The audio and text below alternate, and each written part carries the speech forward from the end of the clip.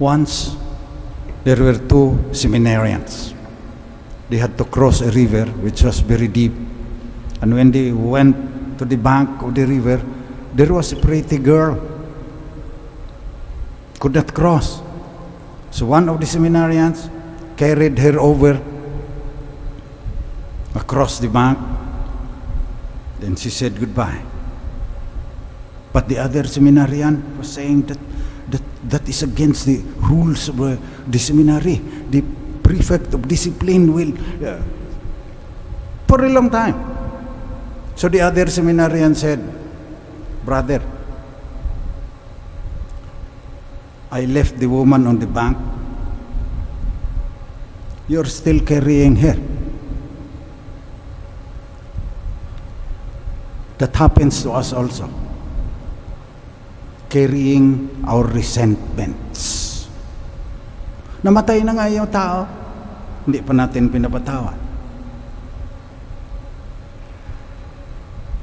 The Mayo Clinic did a research. They said that carrying our resentments need emotional energy. Nagsasayang tayo ng emotional energy. Wala na naman dyan. Tapos na. Patay na nga minsan. Hindi pa natin pinapatawad. We expend emotional energy that could have been spent to more productive endeavors. Carrying resentment sap our emotional strength. So the Mayo Clinic found out that those who can forgive, humble enough, they have healthier relationships, they have psychological well-being, spiritual also, they suffer from less stress, they have lower blood pressure, they have fewer symptoms of depression, and they have lower risk of addiction to alcohol and to drugs. Mas maganda kalagayan mo kung magpapatawad ka. But in the gospel today, that is not the reason why we forgive. Maganda na nga, pero mo, hindi ka na maglulosartan sa blood pressure mo, hindi ka na sleeping tablet dahil relax ka naman. Laking matitipid mo sa gamot. Maganda ang kalagayan, well-being mo. But that is not the reason.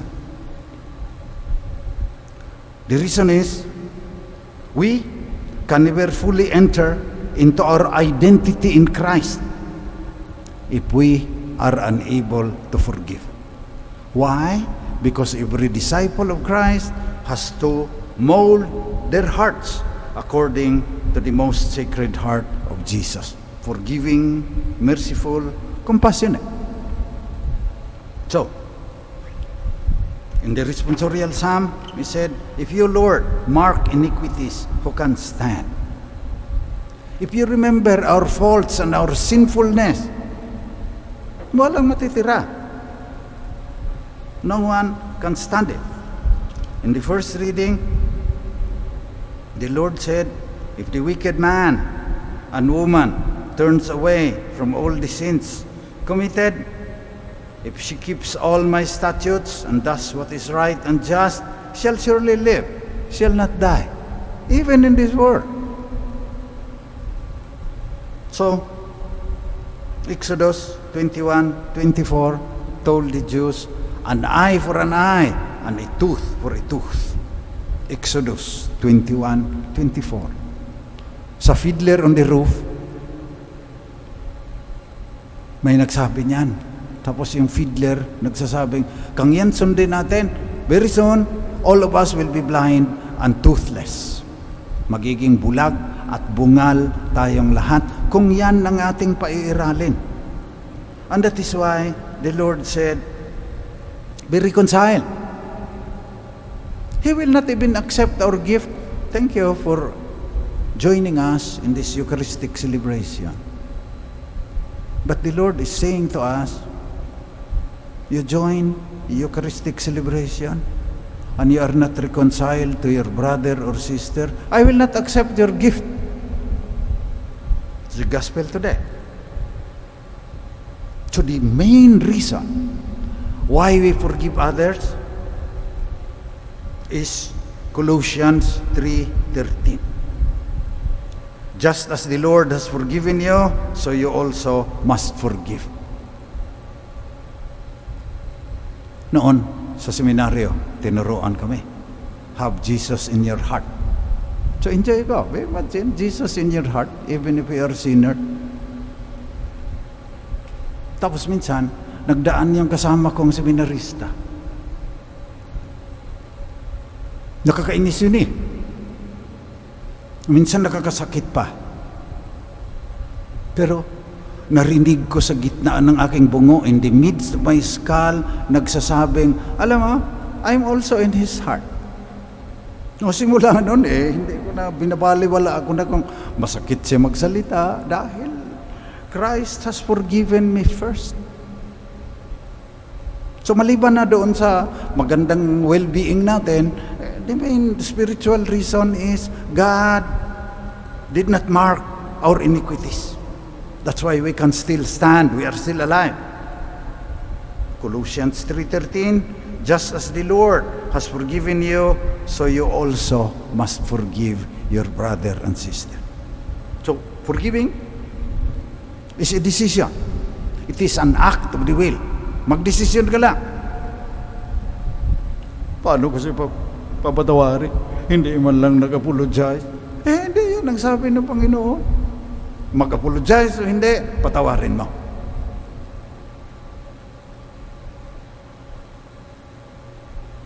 So, in order to make this decision, sabi ng spiritual writers, you have to die to your false self.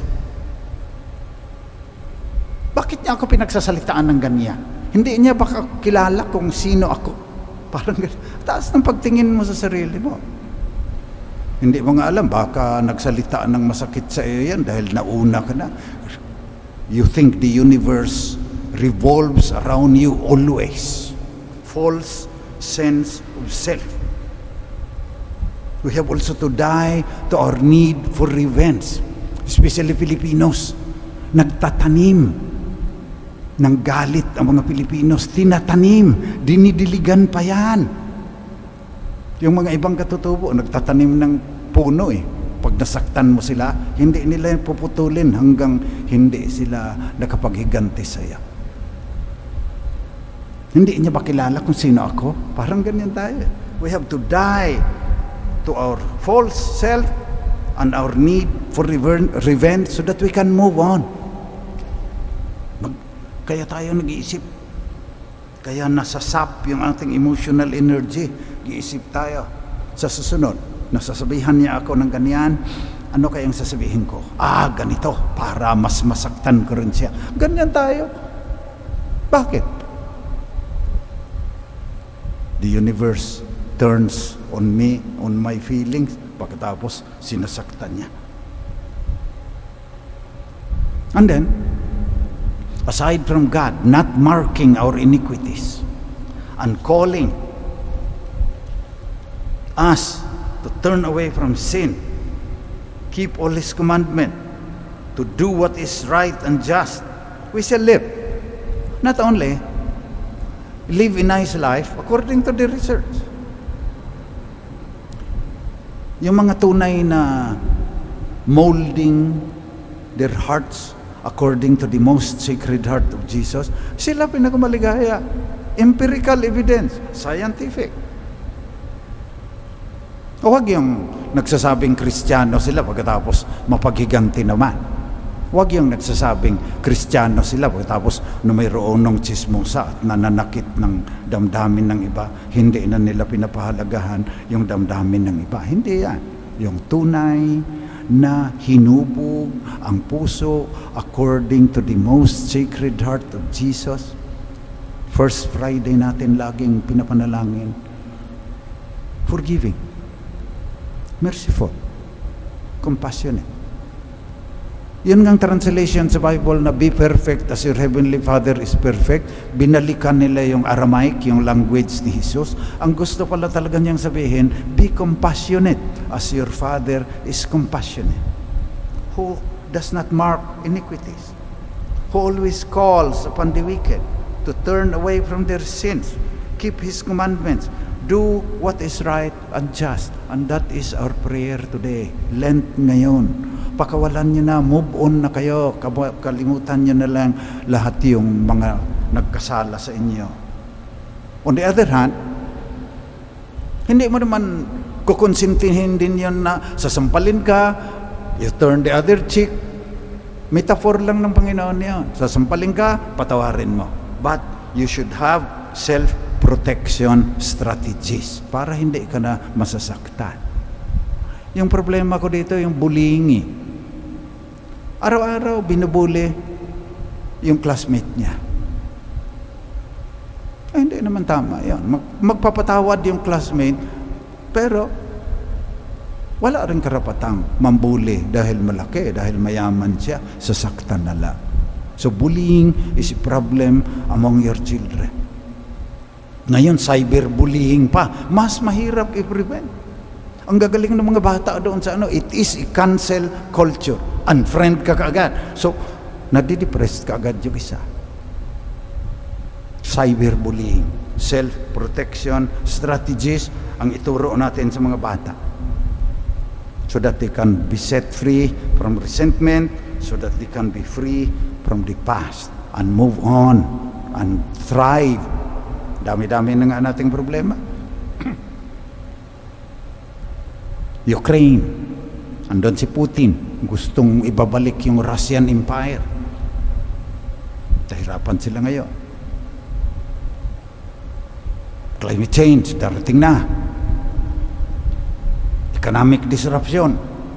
May COVID na nga, ang daming walang trabaho, pagkatapos tataas pa yung bilihin dahil tumaas din ang langis. Ang dami nating problema. In this ambiguity, we mold ourselves into the most sacred heart of Jesus. Forgiving, compassionate, merciful.